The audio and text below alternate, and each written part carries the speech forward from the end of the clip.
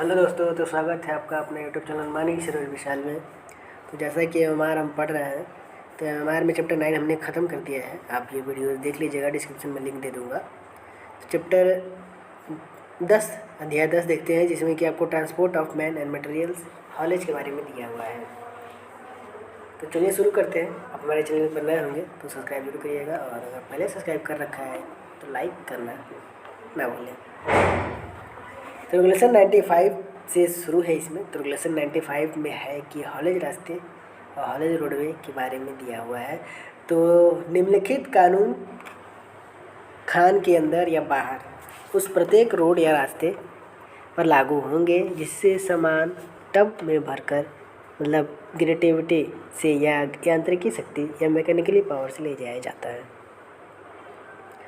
तो sub regulation 1 में ये कह रहा है कि ऐसा प्रत्येक रोड या रास्ता पर्याप्त चौड़ाई खड़ाई का, मतलब विड्थ एंड हाइट का, तथा जहाँ तक व्यवहारिक हो सीधा और नियमित सामान रेगुलर ढंग का होगा।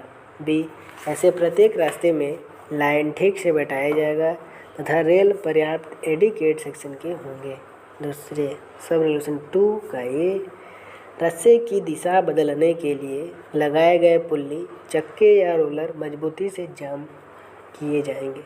बी, कोई भी व्यक्ति चालू रस्से को ड्रम, पुल्ले, चक्के या रोलर पर लीवर या अन्य उचित साधन के बिना चढ़ाएगा नहीं या उसे सरकाएगा नहीं। तीसरा, जहां हॉलेज के लिए एक या अधिक रस्से काम में लिए जाते हैं वहां निम्नलिखित उपकरण लगाए जाएंगे और उन्हें कार्य कर रखा जाएगा।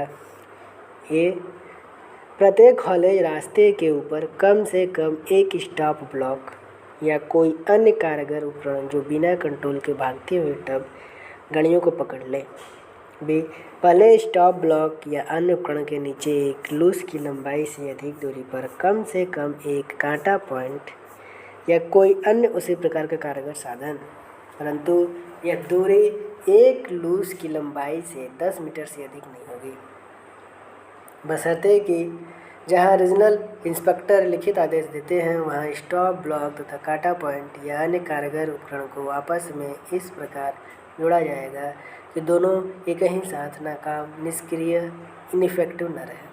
सी, उठते हुए असेंडिंग टब या लूस के पीछे एक पहलवान, मतलब बैक स्टे और ड्रैग या अन्य उचित साधन जो टब या लूस को पीछे भागने से रोक सके। जहां एंडलेस रस्सा या चेन काम में लिया जाता है वहां यदि ऊपर उठते हुए टब को पीछे भागने से रोकने के लिए उचित स्वचालित ऑटोमेटिक कैचेस या अन्य कारगर साधन लाइन पर उचित अंतर पर दिए गए हों तो इस नियम की शर्त पूरी हुई मानी जाएगी। परंतु जहां इस नियम का पालन व्यवहारिक नहीं है वहां रीजनल इंस्पेक्टर लिखित आदेश देकर उनके द्वारा लगाई गई शर्तों पर इस नियम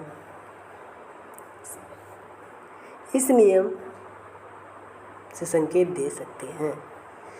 डी, टब या लूस को सामने तरफ भागने फॉरवर्ड रनवे से रोकने के लिए सेफ्टी हुक, जॉज रेल या अन्य उचित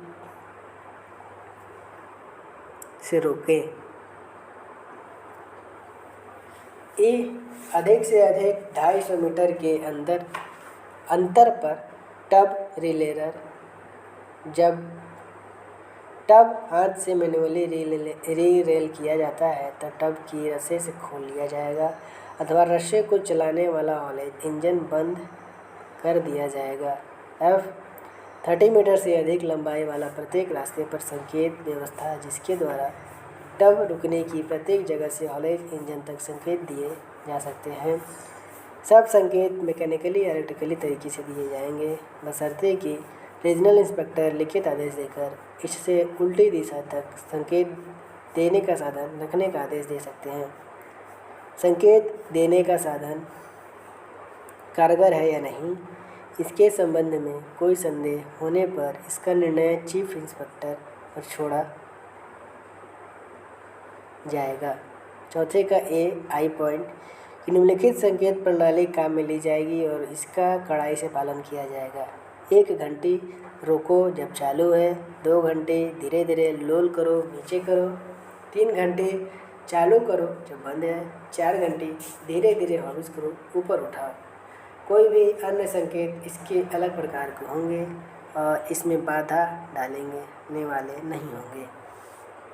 अब अगला देखते हैं क्या कह रहा है। इसमें अगला पॉइंट कह रहा है कि बशर्ते कि चीफ इंस्पेक्टर शर्तों के साथ लिखित आदेश देकर इससे विभिन्न संकेत प्रणाली कोड ऑफ सिग्नल की अनुमति दे सकते हैं। दूसरा पॉइंट, संकेत प्रणाली जिसमें अतिरिक्त संकेत भी शामिल होंगे कि एक छपी हुई प्रति हॉलेज इंजन के पास और हॉलेज रास्ते में गाड़ी बराबर रुकने की जगह पर सुव्यक्त स्थिति में लगा दी जाएगी। तीसरा, सक्षम व्यक्ति या पदाधिकारी को छोड़कर कोई भी अन्य व्यक्ति संकेत नहीं देगा। बी, यदि किसी भूमिगत खान में हॉलेज या कन्वेयर रास्ते खान के सॉफ्ट या अन्य प्रवेश मार्ग से 600 मीटर से अधिक दूरी तक फैले हैं तो ऐसे प्रत्येक रास्ते के अंत तथा सॉफ्ट या अन्य प्रवेश मार्ग के ऊपर या नीचे के भागों के बीच कारगर टेलीफोन लगाया जाएगा एवं उसे ठीक रखा जाएगा, बशर्ते कि जहां चलने में विशेष तकलीफ हो सकती है वहां पर भी रीजनल इंस्पेक्टर लिखित आदेश देकर टेलीफोन लगाने व उसे ठीक रखने का आदेश दे सकते हैं। से जहां टेलीफोन या बिजली के संकेत की व्यवस्था लगाई गई है वहाँ निम्नलिखित नियम होंगे। क्या क्या होंगे तो आई पॉइंट देखते हैं। सिग्नली संकेत और टेलीफोन के तारों को अन्य किसी केबल या बिजली की मशीन से सटने से रोकने के लिए उचित सावधानियां बरती जाएगी। दूसरा पॉइंट, सिग्नल के तार इंसुलेटर पर बैठाए जाएंगे और उनमें 30 वोल्ट से अधिक ताकत की बिजली नहीं दी जाएगी। तीसरा बिंदु है कि घंटी के संपर्क स्थापक कॉन्टैक्ट मेकर्स ऐसे होंगे कि आप सर्किट पूरा न हो जाए। चौथा बिंदु है कि प्रत्येक खान या उसके भाग में जिस पर रेगुलेशन 142 लागू होता है सिग्नल या टेलीफोन के सर्किट इस प्रकार बनाए और बैठाए या बचाए जाएंगे कि काम में लाए और ठीक रखे जाएंगे कि वे इंट्रिंसिकली स्वयं सुरक्षित रहें। पांचवा, सब रेगुलेशन, यहाँ टेलीफोन रिसीवर बैठाए गए हैं या जहाँ सिग्नल या सुरक्षा के उपकरण बराबर काम में आते हैं वहाँ उन्हें काम में लाने वाले या सिग्नल देने वाले या सुरक्षा साधनों को काम में लाने वाले प्रत्येक व्यक्ति को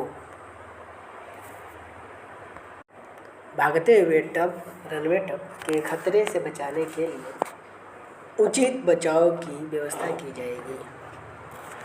छठवें का ये, यहाँ किसी भी व्यक्ति को हॉलेज चालू रहते समय हॉलेज रास्ते में काम करने या उससे गुजरने दिया जाता है वहाँ अधिक से अधिक 10 मीटर के अंतर पर मैनहोल रखना होगा।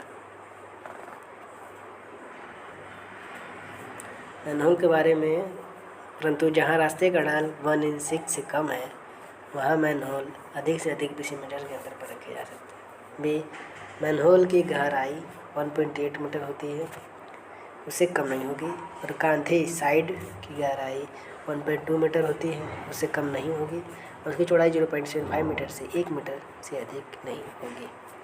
परंतु जहाँ हॉलेज रास्ता 1.8 मीटर से कम ऊंचा है वहाँ मैनहोल रास्ते की पूरी ऊंचाई रखी जा सकेंगी, बशर्ते कि रीजनल इंस्पेक्टर लिखित आदेश देकर उनके द्वारा लगाई गई शर्तों पर दोनों तरफ के क्रॉस रोडवे को मैन होल की तरफ काम में लाने की इजाज़त दे सकते हैं। परंतु यह ज़रूरी है कि ऐसे क्रॉस रास्ते हॉलेज रास्ते न हों और ऊपर लिखी नाप से बढ़ें। सी, प्रत्येक मैन होल साफ सुथरा रखा जाएगा, उसमें कोई भी रुकावट वाली चीज़ें नहीं होंगी और उसे अंदर से बाहर सब तरफ कम से कम 0.3 मीटर की दूरी तक वाइट वॉश कर दिया जाएगा पोचारा। डी, जहाँ तक हो सके सब मैन होल हॉलेज रास्ते के एक ही तरफ होंगे। ए, जहाँ उपनियम ए व बी के अनुसार मैन होल बनाने में कोई विशेष दिक्कत है वहाँ रीजनल इंस्पेक्टर लिखित आदेश देकर उनके द्वारा लगाई गई शर्तों पर निर्धारित दूरी से अधिक दूरी पर या निर्धारित साइज से अन्य साइज के मैन होल बनाने की इजाज़त दे सकते हैं। एफ, एंडलेस रस्से या चेन वाले हॉलेज को छोड़कर बाकी सब हॉलेज व्यवस्थाओं में रस्सा चालू होने पर हॉलेज रास्ते का प्रत्येक व्यक्ति मैनहोल मिश्रण लेगा। 7वां सब रेगुलेशन, खान के अंदर व बाहर के प्रत्येक हॉलेज रास्ते के संबंध में मैनेजर या असिस्टेंट मैनेजर या अंडरग्राउंड मैनेजर लिखित आदेश द्वारा यह तय करेंगे कि एक लूस में अधिक से अधिक कितने खलियां एम्प्टीज या बुझाए टब लोडेड टब जोड़े जाएं। इस अधिकतम संख्या को स्पष्ट रूप से इस संख्या को स्पष्ट रूप से दिखने वाला नोटिस हॉलेज रास्ते के ऊपर तथा अन्य सब जगहों पर लगाया जाएगा जहां टब बराबर रुकते हैं। सब रेगुलेशन 8, टब जोड़ने व खोलने की प्रत्येक जगह पर ये इसमें बिंदु है कि टब और रास्ते की एक सांधे के बीच कम से कम 1 मीटर का फाक रखा जाएगा। भी यदि 2 या 2 से अधिक लाइन है तो बगल बगल की लाइनों के बीच की दूरी कम से कम 1 मीटर होगी। लाइन का ये जहाँ कोई रास्ता या आयतन हॉलेज लाइन की सिधाई में पड़ता है और लोगों को भागते हुए टब से खतरा हो सकता है, वहाँ इस खतरे से बचाव के लिए एक मजबूत बफर या कोई अन्य कारगर साधन दिया जाएगा और उसे बनाए रखा जाएगा। भी मुख्य हॉलेज रास्ते से निकलने वाले प्रत्येक टर्मिंग रास्ते के शुरू में तथा सॉफ्ट या विंड की तरह ढाल वाले प्रत्येक लाइन पर एक स्टॉप ब्लॉक या अन्य कारगर साधन दिया जाएगा। रेगुलेशन 96 में यह दिया है अगला कि ट्रेवलिंग रोडवेज क्या है। ट्रेवलिंग रोडवेज के बारे में हम जानते हैं। तो जहाँ गाड़ियों का आवागमन यांत्रिक तरीके से, मैकेनिकल तरीके से या ग्रेविटी तरीके से होता है, वहाँ रीजनल इंस्पेक्टर की शर्तों के साथ लिखित अनुमति की अवस्था को छोड़कर अन्य स्थितियों में हॉलेज रास्तों या कंपार्टमेंट से भिन्न ट्रेवलिंग रास्ता या कंपार्टमेंट रखा जाएगा, जिससे होकर कर्मचारी अपने काम की जगह तक जा सकते हैं और वहाँ से वापस भी आ सकते हैं। इसमें दूसरा सब रेगुलेशन कह रहा है कैसा प्रत्येक ट्रेवलिंग रास्ता या कंपार्टमेंट जिसमें ये बिंदु है कि सब जगह कम से कम 1.8 मीटर ऊंचा हो। भी जहाँ ढाल क्षितिज से हॉरिजॉन्टल से 30 डिग्री से अधिक है वहाँ उपयुक्त पायदान बनाए जाएंगे या उपयुक्त सीढ़ियाँ लगा दी जाएंगी। सी बिंदु जहाँ ढाल हॉरिजॉन्टल से 45 डिग्री से अधिक है वहाँ पायदान और सीढ़ियों के अलावा हैंडरेल या रस्से लगाए जाएंगे ताकि आना जाना सुरक्षापूर्वक किया जा सके।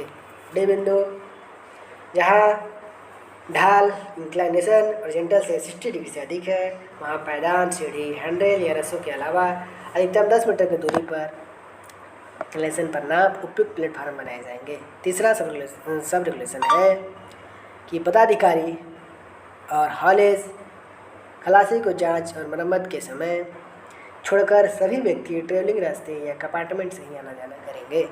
चौथा सब रेगुलेशन है कि जहाँ ट्रेवलिंग रास्ते से आने जाने वाले लोगों को कोई कन्वेयर या मशीन या ढाल पार करना है जिस पर टब चलते हैं वहाँ उचित ऊपर पुल या नीचे पुल दिया जाएगा, मतलब क्रॉस ओवर और क्रॉस अंडर ब्रिज दिया जाएगा अथवा रीजनल इंस्पेक्टर से लिखित आदेश द्वारा पास की गई अन्य व्यवस्था रखी जाएगी।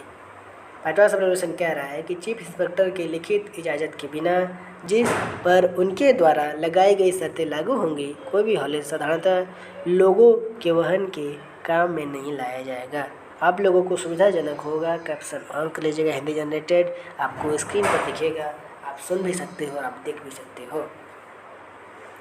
ऑडियो बुक लाने का मतलब ये था समय की बचत, वीडियो बनाने में थोड़ा वक्त लगता है, इसके लिए मैं थोड़ा सा मेहनत और करूँगा और आगे प्रयास है कि आगे आपके लिए और भी वीडियोस में लाऊंगा।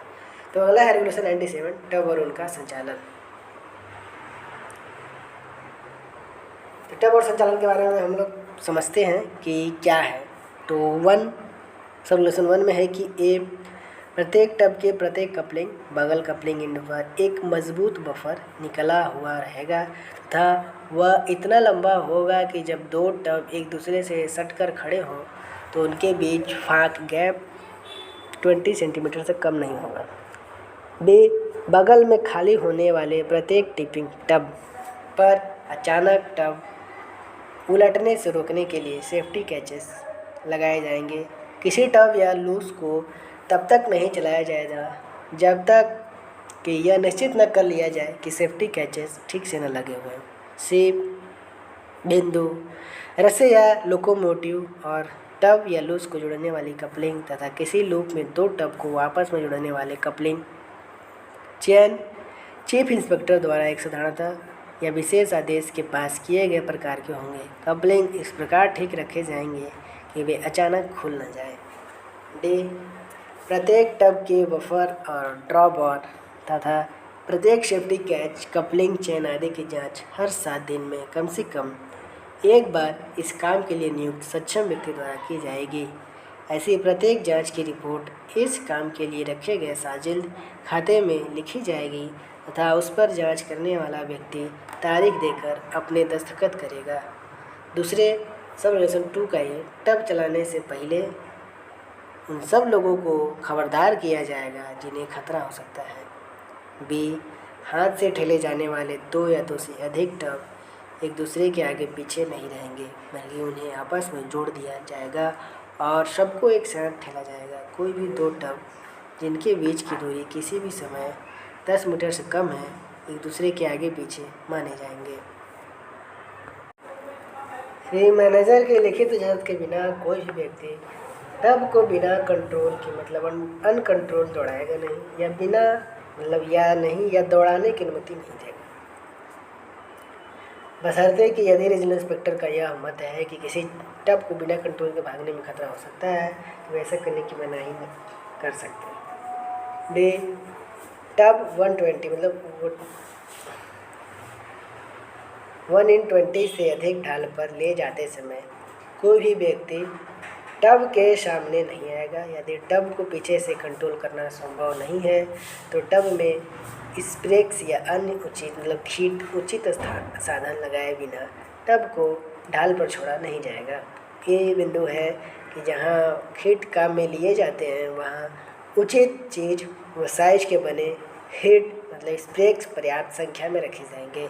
F पॉइंट 1/20 से अधिक ढाल वाले लाइन पर खड़े प्रत्येक टब को अच्छी तरह से चेन से या अन्य किसी चीज़ से बांधकर या रस्सा रोक कर रखा जाएगा। यदि टब पर कारगर ब्रेक दिए गए हैं या टब रस्सी या लोकोमोटिव से मजबूती से जुड़े हैं तो ऐसा जरूरी नहीं है। जी बिंदु, एंडलेस हॉलेज को छोड़कर बाकी अन्य अवस्था में जहाँ तक हो सके टब को जोड़ने या खोलने का काम तभी किया जाएगा जब टब या लूज अथवा उनसे जुड़ा हुआ रस्सा चालू नहीं है।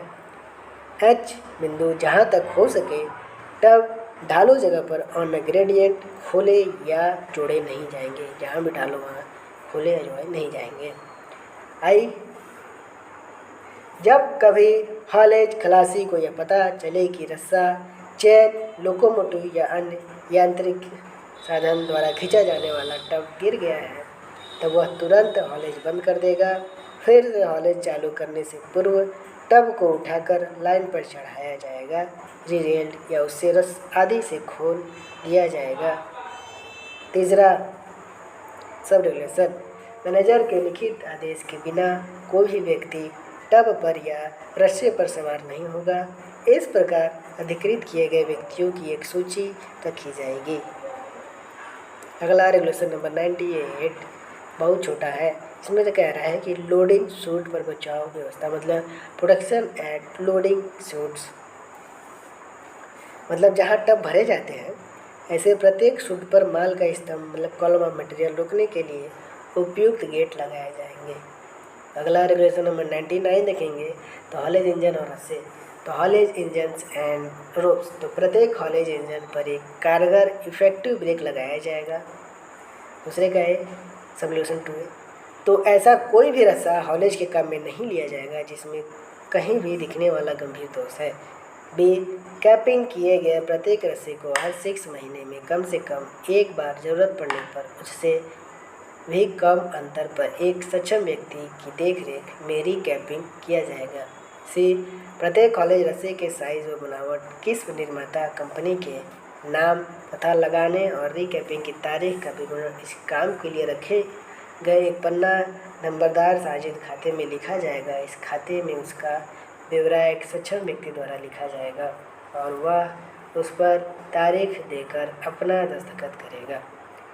तो रेगुलेशन नंबर अगला देखते हैं 100, इसमें कह रहा है रोडवे कन्वेयर, मतलब प्रत्येक कन्वेयर इस प्रकार बैठाया जाएगा कि ये कन्वेयर और एक कांधे के बीच चलने के लिए बिना रुकावट की कम से कम 1 मीटर चौड़ी जगह रहे। भी कन्वेयर है उसका कोई भाग लकड़ी के खूंटों या सपोर्ट से सगड़ेगा नहीं। से कन्वेयर के टेल एंड रिटर्न स्टेशन को रोककर रखने वाला सपोर्ट आयतन या रास्ते से सपोर्ट से अलग होगा। दूसरा, जहां कन्वेयर का ढाल बचाव के लिए उचित प्रबंध किया जाएगा। तीसरा,